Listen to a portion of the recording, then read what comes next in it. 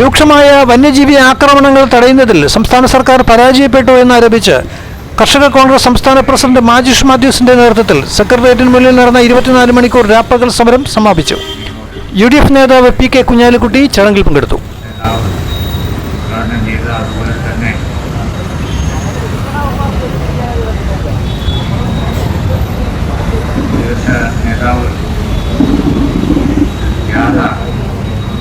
കാര്യം നമുക്കറിയാം. ഇന്നും നിയമസഭയിൽ ഇത് സംബന്ധിച്ചുള്ള ചർച്ച നടന്നുകൊണ്ടിരിക്കുകയാണ്. എല്ലാ ദിവസവും ഉണ്ട്.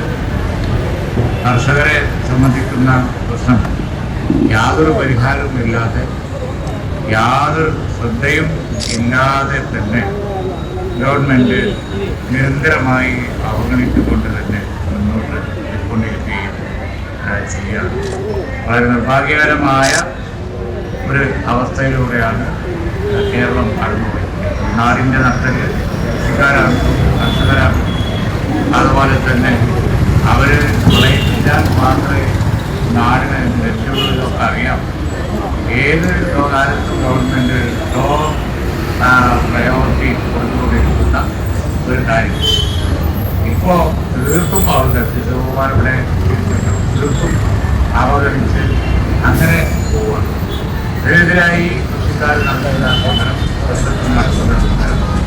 ജനങ്ങൾ മൊത്തത്തിൽ ഉയർത്തുന്ന ശബ്ദം അതൊക്കെ ഒരുമാതിരി ഭദ്ര കാരണങ്ങളിൽ ചെന്ന് നടത്തുന്ന സ്ഥിതിയാണ്.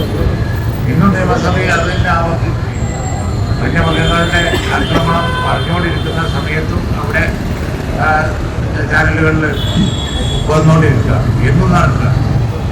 എല്ലാ മിനിറ്റും എല്ലാ മണിക്കൂറിലും കേരളത്തിൽ ഇപ്പോൾ ആനയിറങ്ങി പുലിയിറങ്ങി ആ നിലക്ക് നാട് മുഴുവൻ അരക്ഷിതാവസ്ഥയിൽ കാണാൻ കഴിയും. അതുപോലെ തന്നെ കൃഷിക്കാരുടെ കൃഷി നശിപ്പിച്ചുകൊണ്ടിരിക്കും. കർഷകർക്ക് അല്ലെങ്കിൽ തന്നെ ഒരുപാട് പ്രശ്നങ്ങൾ.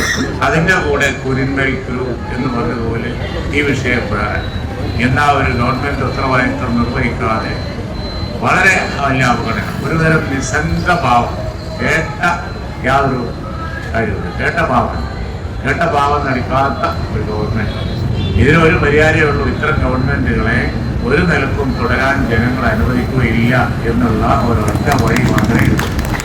അപ്പോൾ അതുകൊണ്ട് തന്നെ ഇതിനെതിരായിട്ടുള്ള ഉയർന്ന വികാരം വളരെ ശക്തമാണ്. മലയോര ജാഥ ഉദ്ഘാടന സ്ഥലത്തുകൊണ്ട് പല മീറ്റിങ്ങുകളും പങ്കെടുത്ത വ്യക്തി എന്നുള്ള എനിക്ക് പറയാൻ കഴിയും. ജനങ്ങളുടെ വികാരം അവർക്ക് കിട്ടുന്ന ആദ്യത്തെ അവസരത്തിൽ തന്നെ അവർ പ്രകടിപ്പിക്കും യാതൊരു സംശയമാണ്. കർഷക കോൺഗ്രസ് സംസ്ഥാന പ്രസിഡന്റ് മാജിഷ് മാത്യൂസ് UDF നേതാവ് PK കുഞ്ഞാലിക്കുട്ടി നൽകിയ ഇളനീര് കുടിച്ചുകൊണ്ട് 24 മണിക്കൂർ നീണ്ടുനിന്ന രാപ്പകൽ സമരം അവസാനിപ്പിച്ചു. ചടങ്ങിൽ PK കുഞ്ഞാലിക്കുട്ടി, മുൻമന്ത്രി VS ശിവകുമാർ തുടങ്ങിയവർ സംസാരിച്ചു.